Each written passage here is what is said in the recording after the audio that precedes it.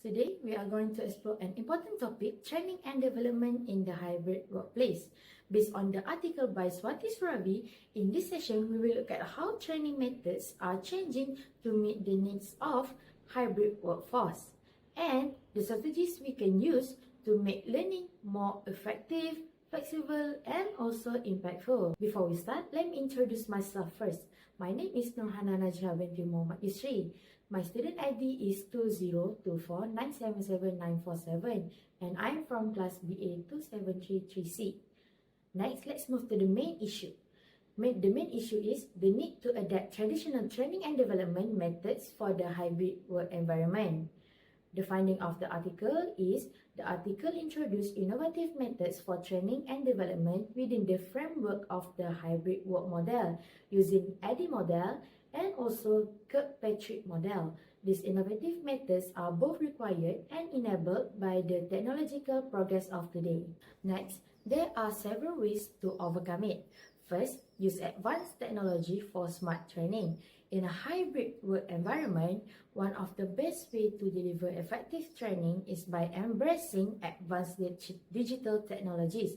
Tools like virtual reality VR and augmented reality AR give employees realistic hands-on practice in a simulated environment without the risk of the need to be physically present. This is especially useful for industry where physical space, machinery, or safety is a concern. On top of that, artificial intelligence, which is AI, helps personalize learning. It adapts training content to individual learning styles and pace, which improve both engagement and retention. So instead of one-size-fits-all training, each employee gets a learning journey that makes sense for them. Finally, with a big data analytics, we can monitor employees' progress in real time, identify gaps, and continuously improve the training program. It takes the guesswork out of whether our training is working. In short, advanced technology doesn't just make learning more interactive, it makes it smarter, scalable, and more responsive to each learner need. Next is mixed learning methods for flexibility. Another important strategy is designing blended learning programs. These programs combine online learning, live virtual session, and occasional in-person workshop. This mix gives employees more flexibility so they can learn whenever they are and at times that suit their schedule. To avoid screen fatigue and keep people focused, we can use modular content, short learning units that can be completed at your own pace. Micro-learning, which is deliver information in big-sized chunks, is especially effective. Instead of sitting through long, overwhelming sessions, employees learn in manageable portions that stick better. But learning isn't just about the content itself, it's also about the community. That's why it's useful to add interactive elements like discussion forums, peer feedback, and group projects. This kind of social learnings help employees feel connected and engaged even in remote settings. Ultimately, this flexible blended approach helps organizations deliver more inclusive, accessible, and impactful training that actually fits into people's lives. Next is build a culture of lifelong learning. Training shouldn't be a one-time event. It should be a part of the company's culture. That means making learning continuous, accessible, and valued at all levels of the organization. We can start by promoting upskilling and reskilling through digital learning platforms. These platforms make it easy for employees to learn new skills anytime and anywhere. To boost motivation, we can also offer rewards, badge, or recognition for those who complete courses or achieve learning goals. Another powerful strategy is to build internal learning communities.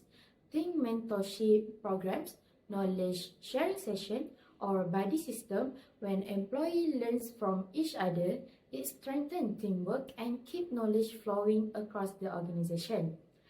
By encouraging this kind of environment, company can stay competitive and also adaptable.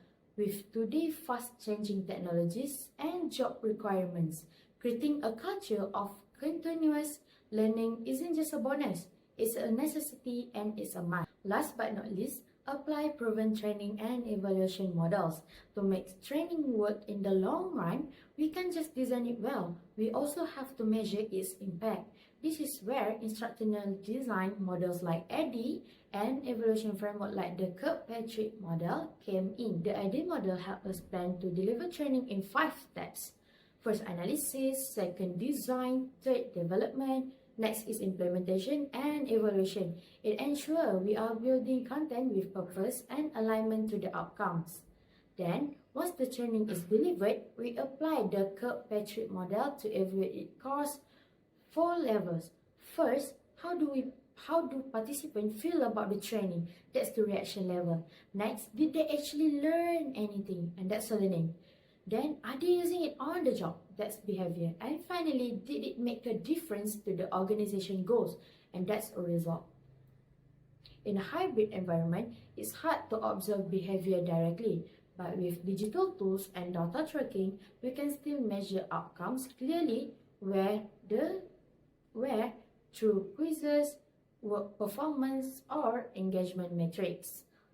This structured approach helps us ensure training is not just happening, but is actually effective and continuously improving. So, for the conclusion, training in the hybrid era is about more than just moving content online. It's about using the right technology, mixing learning formats, encouraging continuous growth, and measuring what really works.